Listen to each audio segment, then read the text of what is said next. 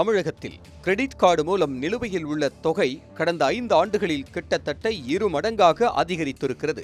2022 March மாதத்தில் ரூபாய் 1.47 லட்சம் கோடியாக இருந்த கிரெடிட் கார்டு நிலுவைத் தொகை 2026 மார்ச் மாதத்தில் ரூபாய் 2.86 லட்சம் கோடியாக உயர்ந்திருக்கிறது. மக்களவையில் மத்திய நிதி அமைச்சகம் தாக்கல் செய்த தகவலின் மூலம் இந்த விவரம் தெரிய வந்துள்ளது. ராமநாதபுரம் தொகுதி எம்பி கே நவாஸ்கனி எழுப்பிய கேள்விக்கு மத்திய அரசு பதிலளித்திருக்கிறது. அதன்படி தனியார் வங்கிகளின் பங்கு மிக பெரியதாக உள்ளது.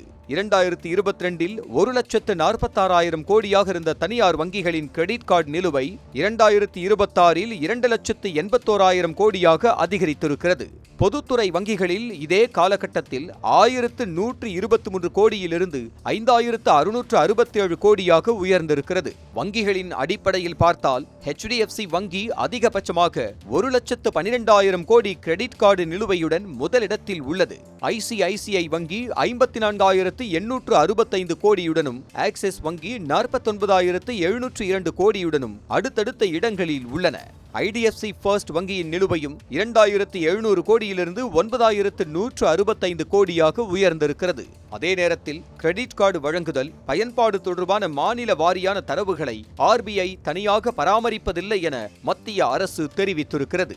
கிரெடிட் கார்டு பயன்பாட்டில் வாடிக்கையாளர்களின் பாதுகாப்பை உறுதி செய்ய புதிய விதிமுறைகளையும் RBI அமல்படுத்தியுள்ளது. கார்டு வழங்குதல், செயல்படுத்துதல், கடன் வரம்பை உயர்த்துதல் உள்ளிட்டவற்றுக்கு வாடிக்கையாளரின் வெளிப்படையான ஒப்புதல் அவசியம் என விளக்கமளிக்கப்பட்டுள்ளது. நிதி விழிப்புணர்வை அதிகரிக்க தமிழ்நாட்டில் 128 நிதி கல்வி மையங்கள் மற்றும் 75 நிதி விழிப்புணர்வு மையங்கள் செயல்பட்டு வருகின்றன.